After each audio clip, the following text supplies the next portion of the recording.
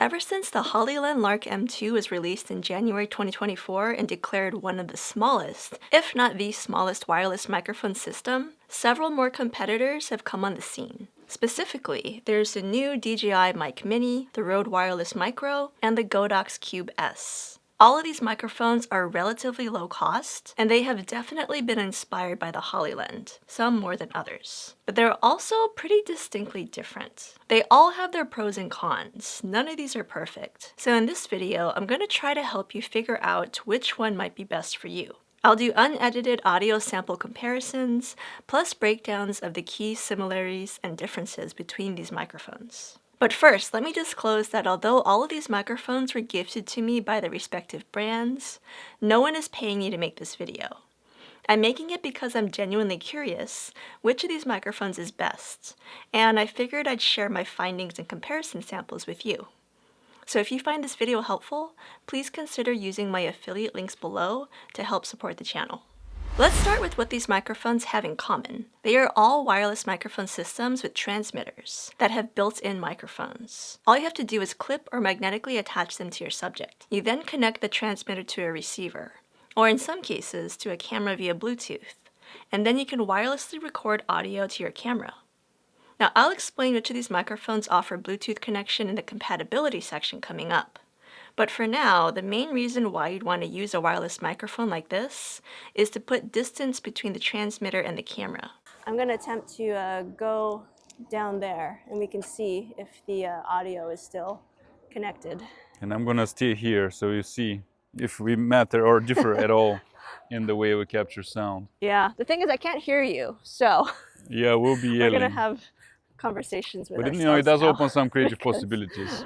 You just have to think of them. Talking. Now specifically, the transmission range is the longest for the DJI Mic Mini at 400 meters, followed by 300 meters for the Hollyland Lark M2 and the Godox Cube S. The range is the shortest for the Rode Wireless Micro at 100 meters. Now another possible downside for the Rode is that even though the transmitters are relatively small and lightweight, they are the heaviest of the bunch, with the transmitters coming in at 18 grams, compared to 10 grams for the DJI, 9 grams for the Hollyland, and 7 grams for the Godox. The Rode is also the only one here with the rectangular design rather than a square. And I have to say that I prefer the Rode's longer design because it's easier to grip without accidentally pressing buttons or letting the transmitter magnets snap together. I also don't mind having transmitters that weigh a little bit more just because they tend to sit nicer on your clothing when it's attached. And it's also easier to notice them if they get accidentally knocked off. Some of these smaller ones are so lightweight that it's very easy to forget that they're there. Next, a few more downsides to these mic systems. None of them allow for built-in internal recording, and they're also lacking other pro features, such as timecode and 32-bit float. Also, none of the transmitters have ports for connecting a wired lavalier microphone, but they all have optional windscreens to block wind noise. Now, of these microphones, the Hollyland's windscreens are the most cumbersome to use because the windscreens are bigger than the actual transmitters, and they're quite challenging to attach, at least in my opinion. Not to mention, it's hard to tell which direction the microphone is facing when the windscreen is attached, so it's very easy to point the microphone in the wrong direction. It's a disc, and one side of it has a little microphone on it. So you have to know which side that is, but it's covered up. Yeah, take a peek at yours. I'll peel it back a little. No, I'm pointing at the port. Well, you're loud enough. No. Okay, now I'm pointing up, so tell the difference. Now I'm pointing up. Yes, so my mic was pointing up. His is now pointing up. It was pointing to the side, so... That's a pro tip though, you can peel it back a little and tell which way it's pointing. The rest of the transmitter windscreens here are significantly easier to attach. But I actually prefer the DJI's design because it allows for the transmitters to sit inside of the charging case with the windscreens attached. There's also room in the DJI charging case for the optional 3.5mm TRS cable to be stored, so you feasibly can roam around with just the charging case and not need to carry the additional soft padded case that comes with it. For the rest of these mic systems, the windscreens and other attachments do not fit inside of the charging case, so you have to carry around a bulky case with the extras inside. Or in the case of the Rode, it doesn't include any obvious way to store the windscreens, so it's pretty much inevitable that they'll get lost. But anyway, all of these mic systems do come with charging cases, as long as you get the 2 transmitter versions. And the charging cases offer 2 times full charges. Speaking of charging, battery life is the longest on the DJI mic, at 11.5 hours, while it's 10 hours on the Hollyland and the Godox, and the lowest on the Rode at 7 hours. Next, let's talk about compatibility of these mic systems. The DJI Mic Mini and the combo version of the Hollyland Lark M2 are the only microphone systems that are compatible with phones and cameras. Officially, the Rode and the Godox are said to be intended as smartphone microphone systems, but from what I've found, they actually do work with compact cameras that support USB-C microphones, such as the DJI Osmo Action 5 and 4, and the Insta360 Ace Pro 1 and 2, and the DJI Pocket 3. However, the Rode and the Godox cannot be connected to cameras with a 3.5mm microphone jack, while the DJI and the Hollyland can. But it is worth noting that the Hollyland has 3 different microphone combos, one coming with the universal receiver, which works with the cameras and the phones, and the other versions with receivers that plug directly into the phones or the USB-C cameras, similar to how the Rode and the Godox receivers work. So it does matter which version of the Hollyland that you get. Now, on the note of connectivity, only the DJI Mic Mini offers Bluetooth wireless connection. The rest of these mic systems require their receivers to be plugged into the camera to be connected, and they don't have Bluetooth. Now, with that said, the DJI's Bluetooth does come with some drawbacks. If you're using the Bluetooth connection with a non-DJI camera, you can only connect one transmitter at a time. Only select DJI cameras, like the Osmo Action 5 and the Pocket 3, support connecting 2 DJI Mic Mini transmitters at once. Also, the audio quality via Bluetooth connection is quite low on non-DJI cameras, to the point where DJI officially recommends not relying on Bluetooth connections if you're using these microphones with non-DJI cameras. This is an audio test using the DJI Mic Mini attached to the iPhone 16 Pro via the receiver. So this is the audio quality. Let's go ahead and hear what it sounds like when I've attached it via Bluetooth to the phone. Okay, now I have the DJI Mic Mini attached via Bluetooth to the iPhone 16 Pro. This is what it sounds like. On paper, there should be a pretty significant drop in audio quality, but you guys let me know if you hear one. Now for the DJI, the Hollyland, and the Godox, all of the transmitters can act as remote controls for the devices. So if you press the transmitter start button, you can start and stop recording. Unfortunately, this feature is missing on the Rode, but the Rode does offer mono, stereo, and safety track audio, which is easily set using the accompanying Rode mobile phone app. These different audio modes are also present on the DJI Mic Mini. On the Hollyland, only the combination version with the receiver that connects via the 3.5mm TRS cable can also offer mono, stereo, and safety track audio. Meanwhile, the phone-only versions of the Hollyland and the Godox only support mono audio, which is a bummer if you're trying to use 2 transmitters at once.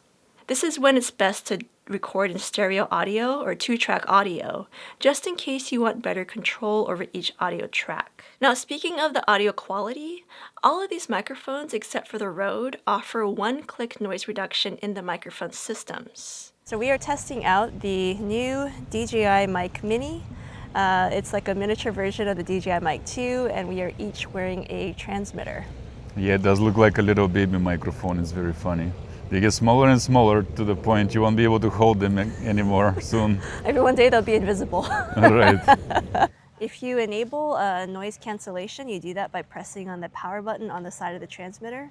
And then there's an indicator light that turns yellow. And so I guess if you do it for one mic, you do it for both. So we both currently have noise cancellation on with a car going past us in the background. It's kind of nice because you can control the other mic. Somebody's like snoring and grunting and you can mute them a little bit. So the way that we trigger it is on the transmitter. You can hit the power button and that should enable the noise cancellation. So you guys let me know if you hear the difference in the audio because it is really, really loud here. All right, so now we are testing out the Hollyland Lark M2, which is the original tiny microphone that I think inspired all of these other newer tiny microphones to come out. My biggest question about the tiny stuff is always like how it compares to the bigger version. What are you sacrificing? Probably a little quality. We found that out in previous testing by other brands, but if it's good enough, right? So yeah, I think we have noise cancellation turned on. I did press the little yellow button. So yeah, let us know if you hear a difference with the noise cancellation on. There's a car creeping slowly, softly. It might be electrical. It is electric, so it's actually not noisy. So I verified through the Lark Sound app, which is on the phone, that the noise cancellation was indeed turned on. That was on strong, and now I've turned it on to weak. So this is weak noise cancellation. Which could be nice, really, if you want to capture something and not really overdo, because a lot of these entry-level mics, when you turn on noise cancellation, they muffle really crazy much, and you actually don't want it if you don't need it. That actually applies for the windscreen as well. It muffles. You know, you hear a significant difference. You're better off sitting in a studio with no muff. You'll get better sound out of it. But what we do is we go out in the field and shoot. So for us, it's basically mandatory. Okay, this is our final microphone to test. This is the Godox Cube S, which literally came yesterday. So we haven't had much time to test it out. But this is, you know, you as our viewers are on the cutting edge right here. You know exactly what came out yesterday. So this company makes lights, now is getting into mics. And this mic is pretty comparable to the other ones we just tested. Okay, so the Godox also has a denoise feature. There's 2 different levels. So right now we have it on gentle denoise. I like that. Gentle. Gentle. Like the waves are really gentle right now. Maybe you can hear them, maybe you can't. Maybe they're pleasant, maybe they're not. But you know, I'm now starting this different genre of video where we record video without talking and with ambient sound. And then you want to pleasantly blend, either leave it as it was if it's nice enough, or blend some voice or some music. And the ambient sound you're catching matters. So there's another level of denoising. So this is the intense level. And you can actually turn it on with the transmitter by tapping on the side button. But again, you know, when you do that, it starts to rustle the microphone, make some noise. So it's a little bit cleaner to do it from the app. But also within the app, you can choose the intensity because you can't choose that within the transmitter. Previous experience has showed me these intense versions of the noise cancellation are too much. Now, you know, this is a tiny microphone with a low price point relatively. And when you look at a big mic with big price point, you start seeing how they're putting things inside physically to do this kind of stuff. While here, for the most part, they're applying software on top. And you sacrifice something when you're doing that. All right, so we now have the Rode Wireless Micro connected. And up until, you know, recently, the Lark was the smallest, but now Rode actually, I think, is the smallest in terms of the overall package. Yeah, it's a good mic. We have played with it already. And it is the one that makes the claim that there's an acoustic chamber inside, and it does feel really hollow. And they say that it increases the quality and reduces noise just acoustically without any electronic magic on top. And then the design is a little better in my opinion because you actually know which way the mic is facing, and it's easier to put on the windscreen. Now, even though the Rode is missing noise cancellation, it has one unique setting that I personally find to be invaluable, especially when I'm filming with another person. It's called Intelligent Gain Assist. Oh, the other thing that the Rode has that the others don't is this Intelligent Gain Assist. And so, again, we've tested it, so we pretty much know that it works really, really well in terms of evening out the volume of our voices. That is actually a killer feature which comes with pro mic systems, and it comes to this micro one, which is really nice. And that to me is a big advantage of using Rode. While the DJI doesn't have gain assist, it has something called clipping control, which helps prevent your audio from peaking or getting too loud. This is a feature you don't find on the rest of these mic systems. All right, I have the auto clipping feature on right now. So I'm gonna make my voice really, really loud, and this is what it would sound like using that auto clipping feature on the microphone. Let's go ahead and turn it off to hear the difference. Okay, so I went into my camera settings. This is called a clipping control on the Osmo Action 5 Pro. So I've turned it off. So I'm gonna get really, really loud, get really close to this microphone, and really test the limits for the clipping. And we'll see if there's a difference. Based on the audio levels, I think there is, because right now my audio is definitely peaking, like it's showing red. So that's not good. Now the final comparison point that I think is worth mentioning is the phone app experience. Now since none of these microphone system receivers have displays to view or change your settings, they instead have phone apps to do so, and some are better than others. The Rode and the DJI apps are pretty basic, offering pretty minimal setting control and no audio levels, while the Godox and the Hollyland apps do. Audio levels are super helpful for visually confirming that transmitters are connected. Overall, I think the Hollyland app is the most useful and also the most visually appealing. At the end of the day, it is really hard to declare a winner here, because as you've just heard, no microphone system is perfect. The DJI Mic Mini is nearly there because the charging case fits all of the necessary components. The DJI is also the only mic system here that offers Bluetooth connection, even though the audio quality is definitely lower when using Bluetooth with a non-DJI camera. But if you want a mic system that's similar to the DJI in that it can work with a 3.5mm mic jack camera, but it's cheaper and lacking Bluetooth, then the Hollyland might be your better option. Even though its windscreens are frustrating to attach, and you end up needing to carry an extra bag to fit the windscreens and the other accessories, it's the only other microphone here that officially supports connecting the receiver to a 3.5mm camera. But if you need a wireless microphone system to just work with a smartphone, and perhaps an action camera that accepts a USB-C microphone, then the Rode and the Godox are possible options. I like the Godox's unique charging case, as well as the fact that it has the smallest and lightest receivers, and also a longer transmission distance compared to the Rode. However, the Godox can only record in mono audio, while the Rode can do mono, stereo, and safety track audio. The Rode also has intelligent gain assist for keeping the audio levels even, which is especially helpful when recording audio from two people with very different voice volumes. But neither the Godox nor the Rode allow for the windscreens and the accessories to be stored in the charging cases. So I'm truly torn as to which of these microphone systems is best. What do you guys think? Let me know in the comments down below. Because I keep going back and forth over which one I'm preferring. It really right now depends on what device I'm shooting on. So yeah, let me know your thoughts. And if you want a deep dive or reviews on each of these microphone systems, then I have dedicated videos linked below.